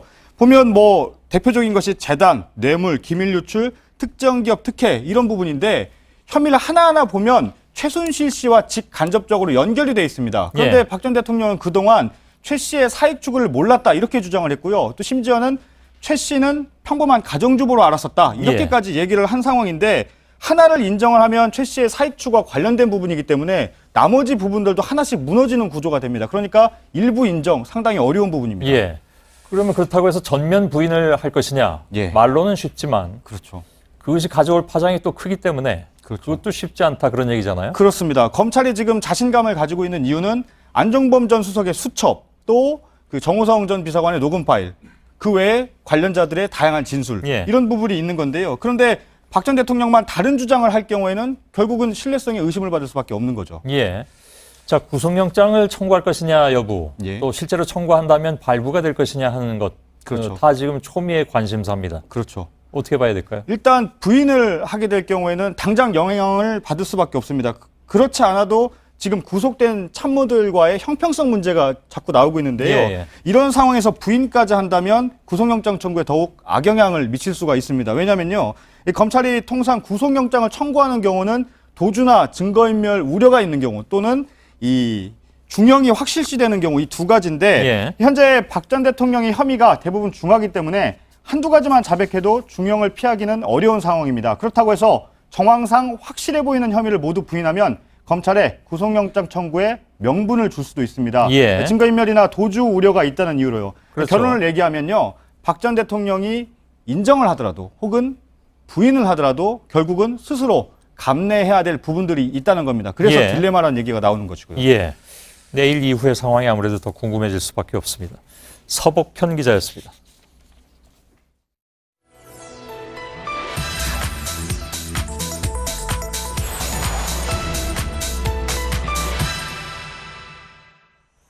네, 넉 달 동안 누적 인원 1,600만 명. 광장의 촛불은 평화로웠고 민주적이었습니다. 그래서 정치권을 중심으로 촛불 집회를 노벨 평화상 후보로 추천하자는 목소리까지 나옵니다. 특히 박원순 서울시장이 적극적입니다. 하지만 특정인에게 주는 노벨상을 촛불 집회라는 사회 현상에게 줄 수 있느냐, 또 가능하다면 1,600만 명 가운데 누가 받느냐, 실현 가능성에 의문이 제기됩니다. 오대영 기자, 서울시가 본격적으로 나섰죠? 네, 오늘 저희가 통화해 보니까요. 담당 부서 지정을 해서 본격적인 검토에 들어갔다고 합니다. 네, 근데 김대중 전 대통령도 그렇고 아웅산 수지 여사도 그렇고 보통 개인이 받는 걸로 알고 있는데요. 그랬죠. 네. 그래서 이 촛불 집회라는 일종의 사회 현상에게도 줄 수 있느냐. 이게 오늘 제일 궁금한 부분인데요. 정관은 이렇게 되어 있습니다. 사람에게 준다. 사람입니다. 국가 간의 우애 증진, 군 축소 폐지, 평화의회 유지, 부흥을 위해서 최고의 노력을 한 사람, 그 사람에게 주는 게 원칙입니다. 네, 사람에게 주는 게 원칙이면 촛불 집회에 참가한 전원에게 상을 줄 수는 없을 것 같고 그렇다고 또 대표자를 뽑을 수도 없는 거 아니겠습니까? 네, 그런데요. 또 노벨 평화상의 규정상 예외도 있습니다. 이겁니다. 기관이나 협회에도 수여될 수 있다라는 거거든요. 그러니까 꼭 사람이 아니어도 된다라는 얘기입니다. 실제로 저희가 따져보니까 노벨 평화상을 개인에게 준 적 104번이었고요. 단체에게 수여한 사례가 횟수로 24번 있었습니다. 꽤 많았네요. 그러니까 2012년에는 유럽연합도 받았습니까? 네, 유럽연합이 회원국이 28개 국가잖아요. 그 28개 국가를 대표하는 EU가 이걸 받았는데 그때 어떤 사유였냐? 세계대전 끝나고 나서 60여 년간 세계 평화, 특히 EU의 평화를 위해서 노력했다라는 거였습니다. 저희가 주목했던 건 2015년 사례인데요. 이게 네. 튀니지입니다. 국민사자대화기구라는 비정부 기구가 받았는데 튀니지는 독재 정권이 쭉 이어지다가 2011년에 시민혁명, 제스민 혁명에 의해서 무너졌습니다. 그 과정에서 이 기구가 평화적인 대화에 힘썼다. 이건 튀니지 국민 전체의 노력이었다. 이렇게 평가를 했죠.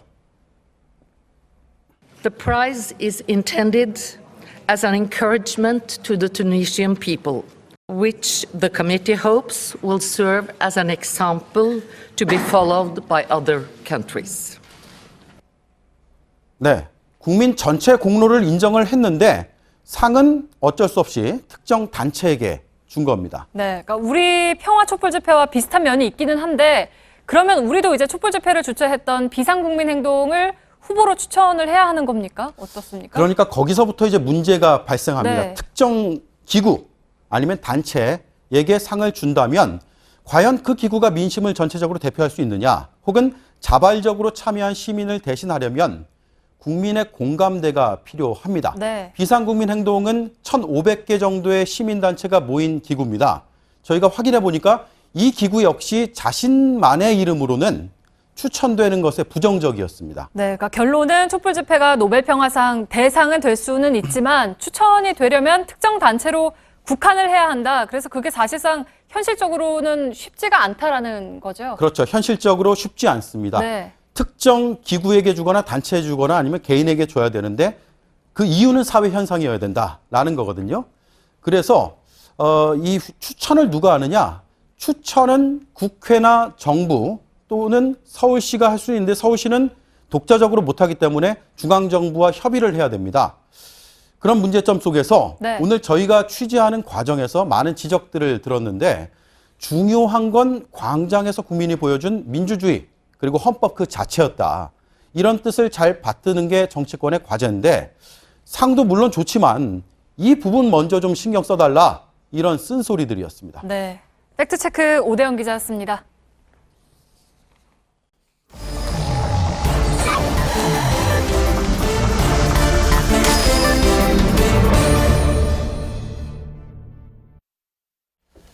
예, 비하인드 뉴스를 지금부터 시작하겠습니다. 이성대 기자가 나와 있습니다. 어서 오세요. 첫 번째 키워드를 열겠습니다. 네, 첫 번째 키워드 바로 보겠습니다. 서초동을 향하며 예. 박 전 대통령 이야기인데요. 그렇군요. 자, 내일 검찰 출두를 앞서서 내놓을 메시지 지금 초미의 관심사입니다. 예. 최소한의 대국민 유감 표명 정도는 할 거다. 아니다. 지금까지 해왔던 것처럼 계속 사익 추구는 없었다라는 입장을 견지할 거다. 의견이 지금 분분한 상황입니다. 예. 아무튼 메시지는 분명히 나오는 것 같습니다. 공지가 돼 있으니까. 근데 뭔가 내용이 담길 것은 뭐 틀림이 없는데 지금까지의 이렇게 쭉 그 논지를 보면 후자일 가능성, 사익 추구는 없었다라는 얘기가 나올 가능성이 좀 더 크지 않을까요? 어떻게 봐야 될까요? 그래서 지금 그런 분석이 조금 더 힘을 얻고 있는데요. 예. 참고로 최순실 씨와 더불어서 유일하게 각종 혐의를 부인해오고 있는 게 바로 박 전 대통령이기 때문입니다. 특히 보시는 것처럼 자, 진실은 언젠가 밝혀진다. 또 삼성 합병 특혜 의혹은 완전히 엮은 거다. 자, 국정농단은 거짓말로 쌓은 큰 산이다. 이런 식의 입장들을 계속 견지해왔기 때문입니다. 예. 근데 이제 수사 과정에서 보면 그동안의 주요한 메시지는 이제 항상 최순실 씨하고 상의를 했었다고 했잖아요. 그렇습니다. 심지어 그 JTBC가 태블릿 PC를 보도한 다음 날 했던 1차 대국민 담화 같은 그날에도 최 씨하고 차명폰으로 통화를 했다는 게 특검 수사에서 밝혀지기도 했었습니다. 예. 그런데 그때 1차 담화에서 이렇게 얘기를 했었죠. 잠깐 들어보시죠. 예. 일정 기간 동안은 일부 자료들에 대해 의견을 들은 적도 있으나 청와대의 보좌 체계가 완비된 이후에는 그만두었습니다. 예. 그러니까 지금은 하지만 최 씨가 수감 중이어서 뭔가 의견을 나누기는 어렵지 않겠냐는 분석은 있습니다. 예. 사실 그 특검 수사 결과를 보면 조금 전에 저희들이 들려드렸던 1차 담화 이후에도 최순실 측과 통화해서 귀국을 종용했다. 뭐 이런 결과가 나온 바가 있습니다. 자, 그 삼성동 친박기로 불리는 의원들은 내일 그럼 배웅을 나갑니까? 저희가 지금 모두한테 전부 확인을 해봤더니 일단 모두 불참 쪽으로 기울어 있습니다. 그런가요? 자, 대표적으로 윤상현 의원은 안 갑니다. 변호사들이 할 일이다. 또 김진태 대선 후보 측에서는 전혀 검토한 바 없다. 또 다른 사람들은 아직 모르겠다. 박대출 의원 측은 안 간다라고 명확하게 밝히고 있습니다. 예. 왜 그럴까요? 지금까지 보면 갈 것 같은데 임명진 위원장 등이 뭐 해당 행위라고 해서 그런 건지 정말 다른 일정인지 그건 잘 모르겠습니다. 다음 키워드는요? 자, 두 번째 키워드 가겠습니다. 삼성동 떠날까? 역시 박 전 대통령 이야기인데요. 최근 그 삼성동 자택을 매물로 내놓을 수 있다라는 기사가 나오고 있습니다. 경호상의 어려움 때문이라는 건데 자, 부동산 중개업소에 일반적으로 내놓는 방식이 아니라 어떤 최측근이나 지지그룹들에게 비공식적으로 매입자를 찾는 방법이 아니냐라는 분석 기사 나왔습니다. 예. 자, 이게 전부터 이런 얘기가 좀 있었다고 하는데 아무래도 지금 이 상황을 보면 뭐 경호 문제라든가 뭐 등등 근처에 또 초등학교도 있고 해서 이전 문제 계속 얘기가 좀 나올 것 같죠? 그렇습니다. 그러자 오늘 자유한국당 대선 주자 4명 중에 1명에 들어간 김관영 경북지사가 자, 반드시 고향에 모시겠다. 국미에 오신다면 준비하겠다라고 밝히기도 했는데 하지만 삼성동 자택에서 이사 가지 않을 거란 전망도 있습니다. 2007년 경선 당시 에피소드 하나 가져왔는데요. 당시에 그 캠프 좌장이었던 김무성 전 대표가 이렇게 얘기를 했습니다. 자, 대표님 돈이 없습니다. 삼성동 집이 한 20억 정도 한다고 하니까 이 집을 좀 팔아서 선거 자금으로 합시다라고 얘기를 했더니 박 전 대통령이 뭐라고 했느냐. 제가 언제 돈 쓰라고 했습니까? 이런 식으로 버럭 화를 냈다는 걸로 많이 알려져 있습니다. 자, 삼성동 집 같은 경우에는 결국에 정치인 박근혜를 키운 곳이기 때문에 쉽게 떠날 수 없다. 뭐 이런 분석인 겁니다. 다음 키워드는요? 마지막 키워드 가겠습니다. 홍준표의 무리수라고 봤는데 자, 오늘 홍준표 경남지사가 도정에서 이렇게 얘기를 했는데요. 자, 자기가 대통령 본선에 나가더라도 사퇴 시점을 조절해서 보궐선거, 지사 보궐선거 없게 할 거다. 보궐선거 노리는 꾼들은 헛꿈 꾸지 말라 얘기를 했습니다. 보궐선거로 선거 비용이 세금에서 깨지니까 안 하겠다는 건데 자, 그게 걱정되면은 굳이 출마를 안 하면 되는 거 아니냐라는 지적들도 분명히 있습니다. 그건 또 본인의 생각은 다른 거니까요. 그렇습니다. 그런데 이제 속내는 본인이 나갔을 경우 민주당이나 바른정당 측에서 이 지사직이 넘어갈 가능성을 우려한 거 아니냐는 지적이 있습니다. 근데 공직선거법상 30일 전에 하게 돼 있죠. 그러니까 다음 달 9일까지, 4월 9일까지는 지금 사퇴를 해야 되는 그런 상황이란 말이죠. 이 경우에 이제 경남지사 보궐선거가 대선과 함께 치러질 가능성이 있는데 이걸 막겠다는 건데 법적으로 그게 가능합니까? 그러니까 지금 홍 지사 측의 주장이 뭐냐면 만약에 좀 사퇴 시한을 늦춰서 4월 9일 한 자정쯤에 사퇴서를 제출하게 되면 4월 9일이 마침 일요일입니다. 그래서 도지사 권한대행이 그 사퇴서를 다음 날인 10일 월요일을 제출하게 되면 5월 9일 대선과 보궐선거가 동시에 치러질 수 없다라는 거죠. 왜냐하면 선거법상 사임 통보 시기나 어떤 방법 등에 관한 명확한 규정이 없기 때문이라는 겁니다. 결국 홍 지사가 법적 미비를 파고드는 변칙을 쓸 수 있다. 이런 지적이 나오는 겁니다. 대행이 일요일에 나와서 받으면요? 대행이 일요일에 받아도 선관위에 제출하는 거를 다음 날 하게 되면 선관위는 노니까? 그렇습니다. 그래서 선관위에 접수가 돼야 되는데 접수를 좀 늦춰서 한다는 겁니다. 선관위도 일요일에 나오진 않나요? 그래서 선관위 측에서는 그럼에도 불구하고 그 일요일에도 무조건 접수를 시키는 게 원칙이다. 만약에 그런 식의 방법들을 쓰면 국민들이 가만히 있겠느냐? 뭐 이런 식의 입장들을 내놓고 있습니다. 알겠습니다. 이성대 기자였습니다. JTBC의 예능 프로그램 비정상회담이 방송통신위원회가 주최한 2017 방송대상에서 다양성 부문 프로그램 우수상을 수상했습니다.